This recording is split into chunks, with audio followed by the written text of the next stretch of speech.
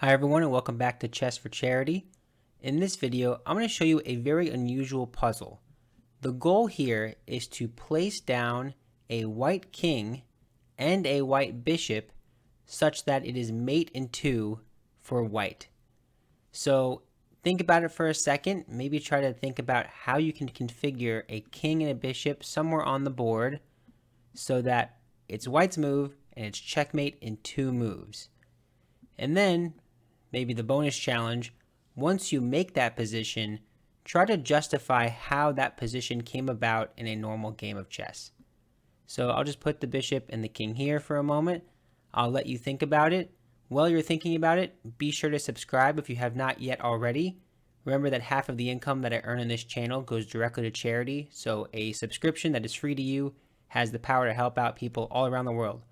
So let's get started here. So one thing you have to realize is you have a bishop and a king, right? I mentioned that. And you're trying to checkmate this king on c4. Well, how are you possibly going to do that except for this diagonal? You really don't have any hope to checkmate aside from using this diagonal from a6 to f1. So if your thought is maybe try to get a bishop here, well, how are you going to do that exactly? Because you need the king to support. So if it's white's move in this position, you have to make a move like this, right? That's check, and then they would have to block, but they'd have all these squares to run to. It's not going to be checkmate, right? That's kind of the goal that I'm trying to show. You need to set it up so that it's white's move, like this, for example. And now it would be white's move, and it's mate in two. So that would be the first move, but then if they block and you take, that's not going to be checkmate because they could just run away, right? Not to mention take your bishop to begin with. So that's kind of how you have to be thinking about it. And you have to consider this diagonal. Let's see, if I had a king here, these pawns are going down the board, by the way, because look at the coordinates. Ace A1 is here, which means white pawns would be going up the board. So maybe you're thinking this kind of thing. Well, again, it's a good idea. So if it's white to move, let's say I put the pieces like this, and it's white to move. I would take, but then the king would run around, and I'm not mating you in one move from that position, right? It has to be checkmate in two. So we tried this square, we tried this square. What about using this square somehow? Well, I'd have to get my king like here, and my bishop to somehow take this. That's not making sense because there's checks, and my bishop could be captured if it were placed here, right? It doesn't really work out that way. So these three are out. Cool. What about d3? Same kind of idea.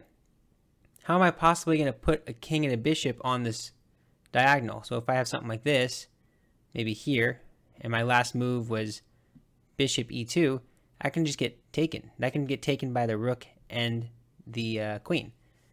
So you have to ask yourself, and this is where it starts to get a little complicated, how can I make something happen on this diagonal? Because, and this is the critical note, once I realize this is the only diagonal that makes sense, I have to start thinking outside the box a bit. So just pretend, if I was able to get my bishop supported, we'll say, on d3, for example, then this would be checkmate if my bishop was supported, because the king has nowhere to run, right? So that's kind of a hint, somewhat. Try to get your bishop on these three squares somehow. And I'm going to share the answer now. So if you want to take one more second to pause the video, feel free. It's a little complicated, but that's the beauty of these positions. Okay, the bishop is on f1. And you might go, okay, but hear me out. Bishop is on f1, and you're going to move and give check. Okay, well, how could I possibly do that? The only places to move and give check would be e2 and d3.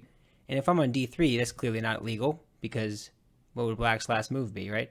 If it's white's move. So what about e2? And this is where this is actually the answer. The king is on e2 and the bishop is on f1. And now you have to make sure you see the mate, by the way, right? The checkmate from this position, and I'll explain how this position came about in just a moment. But the checkmate here is king takes queen, and then the rook sweeps in to block, and then you capture that rook for mate, right? So without messing up the analysis board here, you have to kind of use your imagination.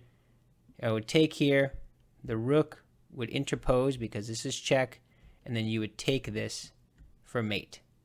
Great. So now the bigger question, and perhaps you ask this the second I show the solution, how is this position possible? This doesn't make any sense because this king on e2 is being checked 2 times. So you had to ask yourself, if it's white's move right now, what was black's last move? What was the last move for black? Because for this position to be legal, I would have to generate a double check, right? This rook and this queen have to give check in the same move so that now it's white's move. Now, how does that happen? You may ask yourself, okay, what if I had a queen here, I don't know, here, and I move the queen here? Now it's double check. Well, no, that doesn't make sense because if this position was black's move, you're already not legal because you could just essentially take the king if you, in quotes, right? That's why you can't do that. So it can't be something like that, right? You can't get your queen here. And maybe if you've seen some of my retrograde puzzles, well, not my puzzles, the videos that I've done in the past on amazing puzzles from great composers, you'll see that there's a little trick here. And the trick is that I don't have to be starting with a queen on d2. And let me share what I mean here. Let's suppose there's a pawn here. And just for the sake of example, I'm going to put a knight down. I don't think it really matters. Maybe it does. I don't think it does. What about this position? So let's say white just made this move, knight e1. We'll say, just bear with me for a moment. Now, black can now take this knight with a promotion to a queen. And now this position is legal. You see what I'm getting at? That's how this would work. So just to make sure it makes sense, this e queen was just promoted from a pawn. So I put a knight here just to put anything here. I don't think it really matters.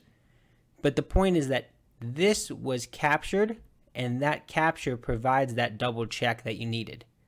And this position is perfectly fine because this king has all his squares and this knight could hop in. There's no issue with creating moves if you ever need to create moves.